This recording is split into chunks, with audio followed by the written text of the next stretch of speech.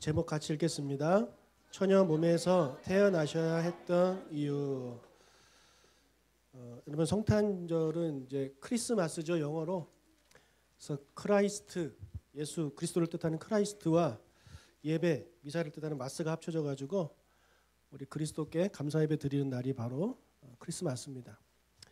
그래서 왜 예수님을 믿지도 않는 사람들이 성탄절을 그렇게 기다리고 좋아하는지 저는 잘 이해가 안 됩니다. 여러분 잘 아시는 대로 예수님의 탄생은 좀 특별합니다.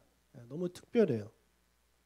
마태복음 1장 18절 읽겠습니다. 예수 그리스도의 나심은 그의 어머니 마리아가 요셉 낳고 동거하기 전에 성령으로 잉태된 것이 나타났더니. 자, 예수님은 성경에 보니까 부부 사이에서 태어난 것이 아니라 성령으로 잉태되어서 처녀인 마리아를 통해서 태어났다고 기록을 하고 있습니다. 자, 이것이 우리의 상식을 벗어나잖아요. 과학적이지 않죠. 그래서 사람들은 예수님의 존재를 의심하는 것 아니겠습니까? 그런데 예수님의 동정녀 탄생을 믿지 못하는 사람들의 마음이 이해가 됩니다. 왜냐하면 저도 이 박혁거세가 알에서 태어났다는 말은 믿지 않습니다. 이 박혁거세가 예수님보다 약 70년 정도 먼저 태어났어요. 예수님보다 약간 형이죠. 근데 같은 시기입니다. 같은 시기인데 예수님은 동정녀의 몸에서 태어났고 박혁거세는 알에서 태어났습니다. 자, 둘 다 어처구니 없는 그런 이야기죠. 믿기 어려운 그런 일입니다. 자, 그런데 놀라운 것은 예수님이 처녀를 통해서 태어났다는 이 사실은 수많은 사람들이 믿었습니다. 그리고 지금도 믿고 있어요. 그리고 특정 지역, 특정 나라, 특정 민족만 믿는 것이 아니라 전 세계적으로 믿고 있습니다. 수억의 사람들이, 제가 통계를 잘 모르겠어요. 옛날에 믿었던 숫자까지 포함하면 수십억이 되지 않을까, 그런 생각을 좀 해봅니다. 아무튼 정말 많은 사람들이 예수님을 믿고 있습니다. 이 사실을 믿고 있다라는 거예요. 그리고 이 말도 안 되는 사실을 전하기 위해 목숨을 바치는 사람들도 있습니다. 그리고 지금도 수많은 사람들이 자기의 젊음, 그것을 다 바쳐서 이 소식을 전하는데 헌신하고 있죠. 자, 반면에 이 박혁거세가 알에서 태어났다라는 말은 아무도 믿지 않습니다. 이것은 한국 사람도 믿지 않고 심지어 박씨들도 믿지 않습니다. 자, 박씨들 손 한번 들어보세요. 당신의 조상들은 알에서 태어났습니다. 파충류죠. 파충류. 근데 우리나라가 제가 역사를 보니까 한 나라, 기억이 안 나는데 한 나라의 시조 빼고는 다 알에서 태어났더라고요. 우리나라는 이상한 나라예요. 혹시 여러분 중에 나는 믿는데 혹시 그런 분 계시나요? 그러니까 아무도 안 믿으시죠? 이거 믿으시는 분이야말로 정말 맑고 순수한 영혼인 것 같아요. 아이들도 안 믿을 것 같은데? 요서봐, 너 믿어? 아니요? 안 믿는데 얘도. 그럼 산타 할아버지 있어? 모르겠어요? 이거는 모르겠는데 저건 아닌 건 확실하대요. 그러니까 진짜 아닌 거죠. 자, 둘 다 상식에 맞지 않는 그런 내용인데 어디서 이런 차이가 올까요? 동정녀에서 태어났다는 사실은 수억의 사람들이 2000년 넘게 믿고 있고, 알에서 태어났다는 말은 아무도 믿지 않는. 알에서 태어났다는 것보다 그래도 동정녀 몸에서 태어났다는 게 좀 더 과학적이어서 그런 걸까요? 말도 안 되는 겁니다. 둘 다 말도 안 되는 일이에요. 자, 과거는 그렇다 쳐도 지금 과학이 이렇게 발달하는 이 시대에 왜 수많은 사람들이 예수를 믿고 있냐고요. 여러분 이해가 되십니까? 저도 예수님의 동정녀 탄생을 믿습니다. 이게 이성적으로 맞지 않고 과학적으로 논리적으로 설명할 수 없음에도 불구하고 믿어져요. 제가 세뇌돼서 그런 걸까요? 제가 멍청해가지고. 그래요. 제가 100번 양보해서 저는 뭐 모태신앙이니까 어릴 때부터 교회를 다녀서 그냥 세뇌돼서 그렇다고 칩시다. 그런데 우리 교회만 해도 나이 들어서 어른이 돼서 예수 믿은 분들이 꽤 계십니다. 오늘도 우리 권한 씨가 고백을 했잖아요. 네. 저분들은 왜 믿는 걸까요? 이 사실을. 왜 믿는 걸까요, 도대체? 제가 이분들을 뭐 세뇌시켰습니까? 저는 데코킴 목사가 아닙니다. 네. 여러분 데코킴 막 앞에서 꽁트하는데 거기에 현혹되신 분들이 엄청 많더라고요. 와, 우리 장식이는 잘 지켜봐야 될 것 같아요. 저는 정말 좋은 길로만 인도하면 크게 쓰일 뿐이고 잘못된 길로 인도해도 그쪽 방면에서 크게 쓰일 놈이에요. 네. 여러분 세뇌 때문에 그런 게 아니에요. 믿어지는 거예요. 믿어지는 거예요. 자, 에베소서 2장 8절을 같이 읽겠습니다. 너희는 그 은혜에 의하여 믿음으로 말미암아 구원을 받았으니 이것은 너희에게서 난 것이 아니요 하나님의 선물이라. 자, 동정녀 탄생, 처녀를 통해서 태어났다는 그 예수님의 이 사건에 대해서 수많은 사람들이 믿는 것은 하나님의 선물이라고 성경은 이야기를 하고 있습니다. 다르게 설명할 수가 없는 거예요. 믿어지는 거죠.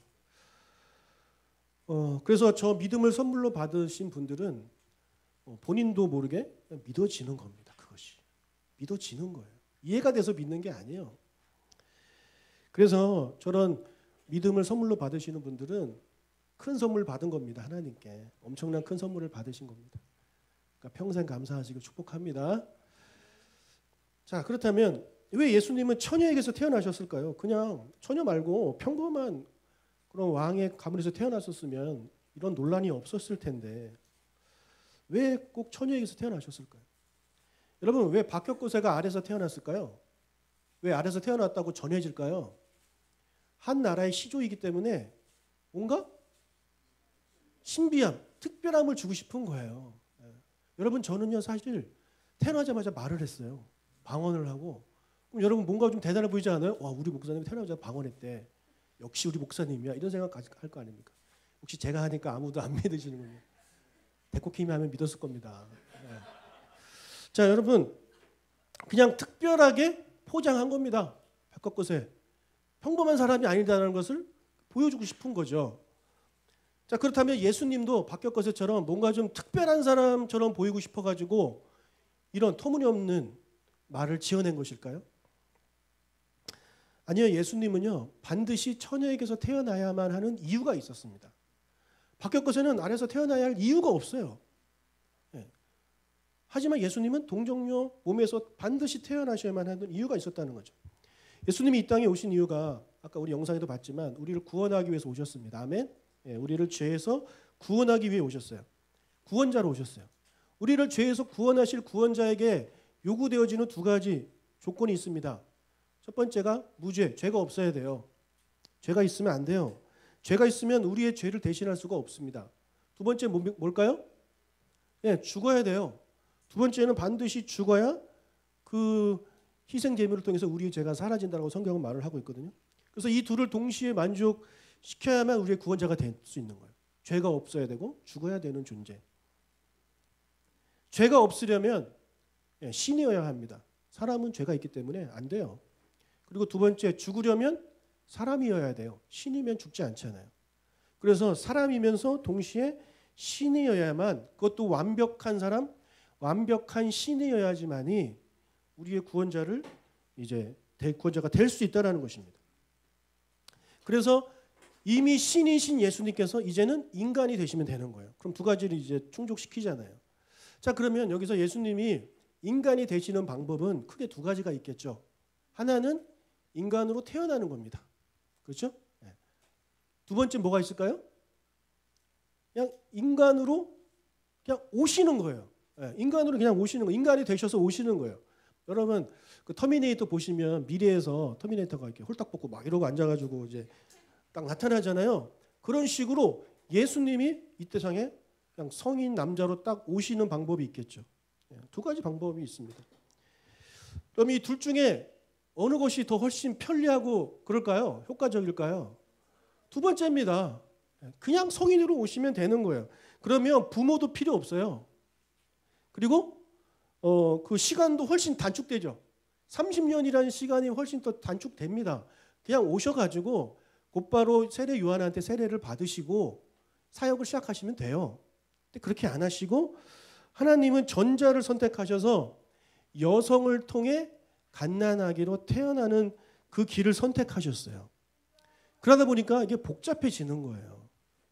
부모가 필요하죠. 엄마가 필요합니다. 그런데 죄가 없는 인간으로 태어나셔야 하기 때문에 죄가 없는 상태로 잉태가 돼야 되는 거죠. 그래서 남녀의 그런 관계에서 잉태가 되면 이 죄가 유전이 되기 때문에 안 돼요.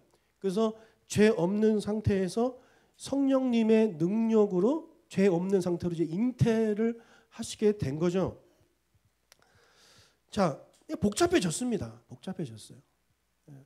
그냥 한 30살 먹은 어른으로 오셨으면 좋았을 텐데 그렇게 하지 않으셨다는 거죠. 왜 그러셨을까요? 하나님은 우리에게 그 이상을 원하시는 겁니다. 그 이상. 단순히 우리를 구원하시면서 그걸 원하시는 게 아니에요. 그 이상을 우리에게 원하시는 거예요. 뭐냐면 구원받은 우리가 어떻게 살아야 되는지도 우리에게 보여주고 계신 겁니다. 여러분, 하나님은요, 여러분을 구원하는 게 목적이 아니에요. 구원하신 다음에 우리가 구원받은 백성으로 어떻게 살아야 하는지, 어떻게 하나님과 동행해야 되는지를 주님이 원하시는 거죠. 그렇죠? 아담과 하와는 이거를 실패했어요. 하나님이 죄 없는 상태로 만들어 놨는데 어떻게 했습니까? 그냥 죄를 저질러 버렸잖아요. 예.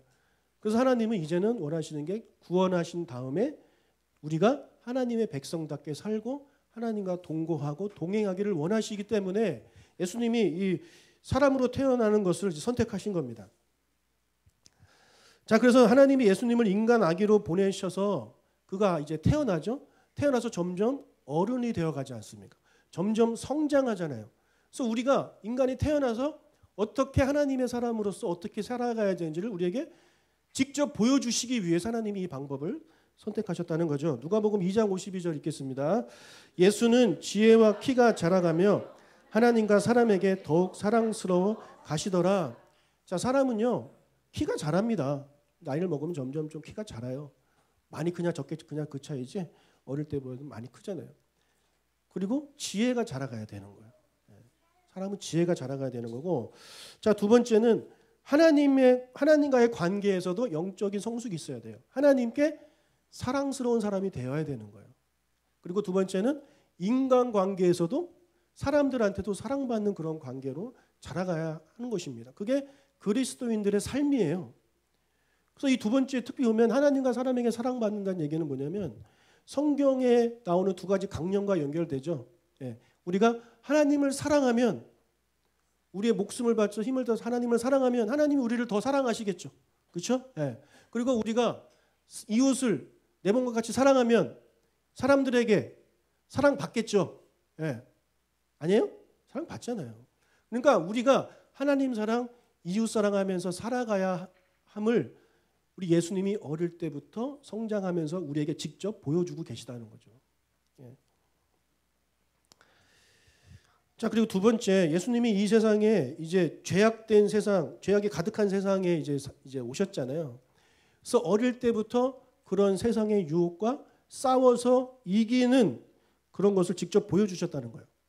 하나님의 말씀대로 살 수 있는 것은 불가능하다라는 것을 사람들이 핑계대지 못하도록 우리와 똑같은 인간으로 오셔서 예수님은 죄를 모두 다 이기시고 이제 거룩하게 사셨잖아요. 우리에게 핑계대지 못하게 하신 거고요. 또 하나는 우리가 태어나면서부터 겪는 그런 희노애락을 다 경험하게 하셨습니다. 여러분 어릴 때 아버지가 돌아가셨어요. 요셉 아버지가 어릴 때 돌아가셨어요. 얼마나 힘들었겠어요. 가정적으로도 경제적으로 너무 힘들고, 그리고 동생들도 있는데 동생들과의 관계가 동생들이 형을 별로 안 좋아해요. 그런 관계들, 갈등, 사랑, 그리고 사춘기 이런 거 예수님이 다 경험하셨고, 나중에 들어서 그런 사랑 이런 거 예수님이 다 경험하시고, 우리가 경험할 수 있는 모든 것들을 예수님은 어릴 때부터 태어나면서부터 다 경험하셨다는 거죠. 그래서 우리를 누구보다도 잘 이해할 수 있다는 겁니다. 그러니까 우리가 마지막 찬양 불렀던 마음, 주밖에 나의 마음 네 알아주리요.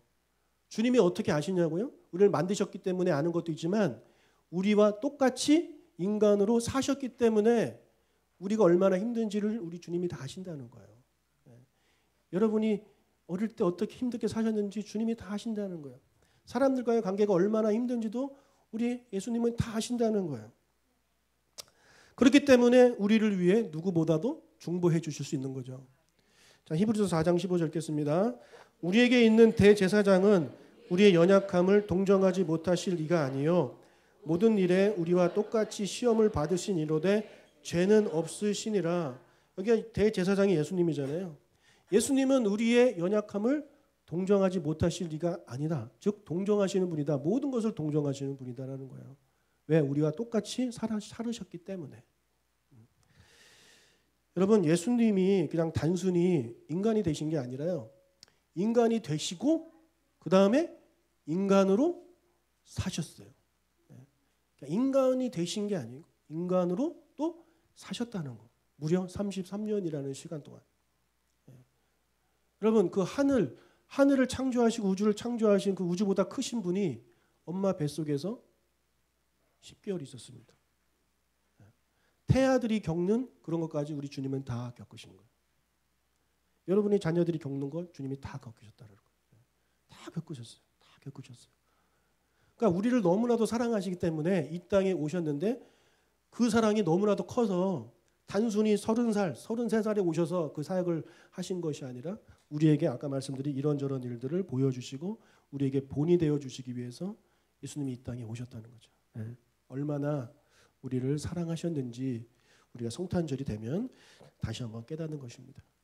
여러분, 참빛 대신 예수님께서 이 땅에 오셨는데 그때 사람들은 믿지 않았어요.